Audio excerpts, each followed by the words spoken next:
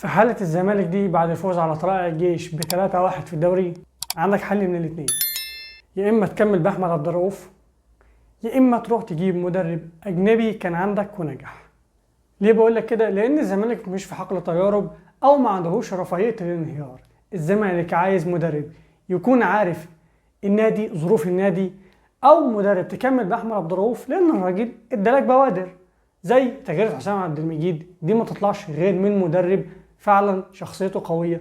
وليه لا؟ ممكن الراجل يكون عنده افكار زي ماتش النهارده، في افكار اتطبقت. يعني انا بشوف الزمالك النهارده مش متسرع في اللعب المباشر على المرمى زي ما كان مع يانيك فيريرا. لا، الزمالك هادي في رتمه، الزمالك واحده واحده في الباص. يعني الزمالك بيعمل عمليه تدوير بالكوره، مش لمسه والتانيه والتالته وانك عايز تروح للمرمى بكرات طويله. لا، الزمالك بيلعب برتم بطيء، مش بالمعنى الحرفي ان هو بطيء في الخروج بالكره، لا، ولكن برتم.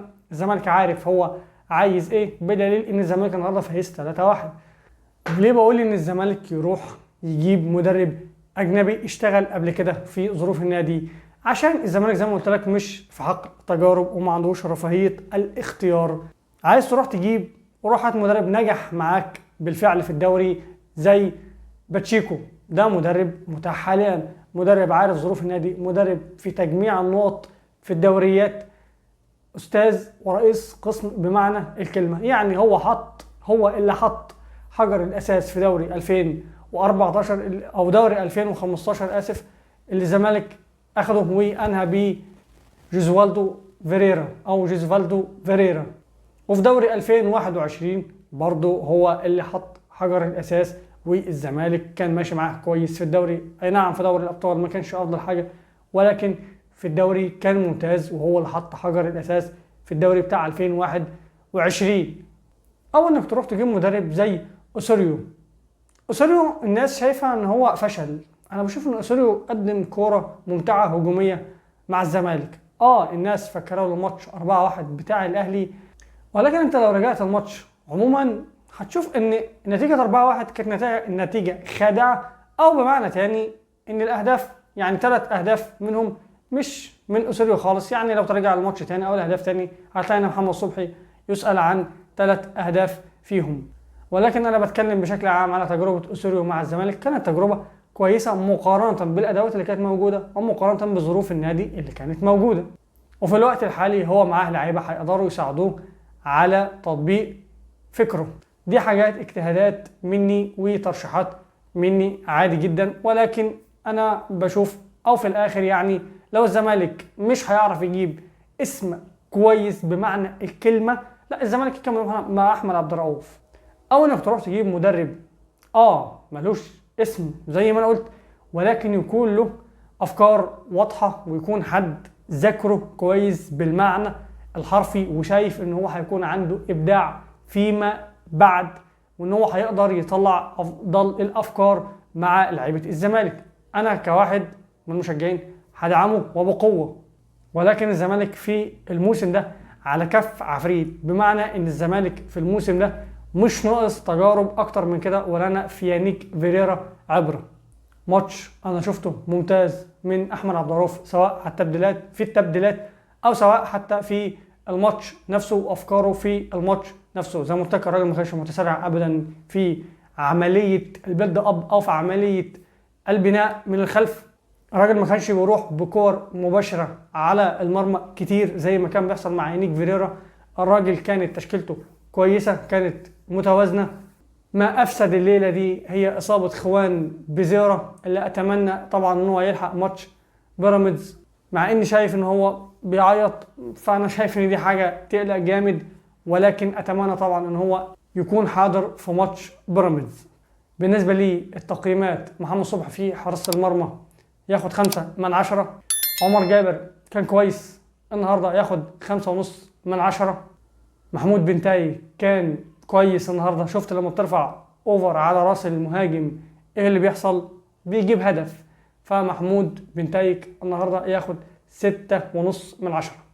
حسام عبد المجيد سيء طبعا، ياخد 1/10. وعجبتني قوي تغييرة احمد عبد الرؤوف عجبتني عجبتني عجبتني عجبتني، يعني التغيير نفسها تاخد 10 من 10. محمد اسماعيل في الالتحامات عايز شغل شوية شويتين، ولكن ياخد 4 من 10. دونجا لعيب بصراحة من افضل لعيبة الزمالك الموسم ده من اول السيزون. ممكن في ماتش او ماتشين ما كانش افضل حاجة، ولكن ثبات مستوى كان ممتاز. دونجا النهاردة كان ممتاز، فيستحق 7 من 10. عبد الله السعيد 5 من 10. محمد شحاتة ما بعد الرجوع من الإصابة عامل ماتش كويس مقارنة بان هو راجع وما كانش بيلعب، او مقارنة بان هو كان مصاب فكان بعيد عن رتم الماتشات، فياخد 5 من 10. خوان بيزيرا اتمنى طبعا ان الاصابة ما تبعدهوش عن ماتشات السوبر، ياخد 5 من 10. ناصر ماهر حبيبي حبيبي حبيبي حبيبي ياخد 8 من 10. رجل الماتش طبعا.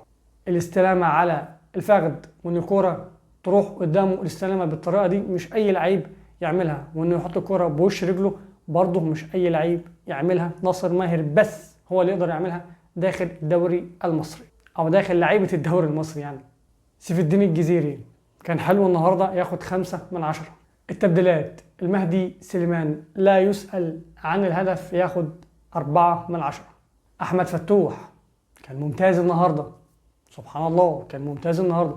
عنده امكانيات يلعب، لو اجتهد يلعب يعمل جبهة مع بنتايك، جبهة بسم الله ما شاء الله. الزمالك كان عاملها زمان مع فييرا ابو ياسين في دوري 2013، جبهة محمد عبد الشافي وصبري رحيل، كانت جبهة ممتازة. الزمالك كان ساعتها كان بيقدم كورة ممتازة. ليه الزمالك ما يعملش جبهة زي دي بقيادة فتوح؟ لو ركز في الملعب وركز في اللعب مع بنتايك هتكون جبهة من نار وجبهة كويسة جدا، خصوصا ان الاثنين حريفة. بنتايك قوي دفاعيا وقوي هجوميا وقوي في الالتحامات، مع لعيب زي فتوح عنده المهارة، عنده الكنترول على الكورة، عنده الباص كويس، عنده المهارة، فهتكون جبهة كويسة جدا. اتمنى من احمد فتوح ان هو يركز في الملعب، فهيقدم لنا حاجة محترمة جدا. فاحمد فتوح ياخد 6 من 10. محمود حمدي الونش كان كويس النهارده، ياخد 5 من 10. شيكو بنزا سيء سيء سيء 0 من 10. عدي الدباغ راجل في الانفرادات سيء جدا، الفينش عنده سيء جدا، بس عشان الهدف فهياخد 5.5 من 10. احمد عبد الرؤوف ياخد 10 من 10، وخصوصا على التبديلة.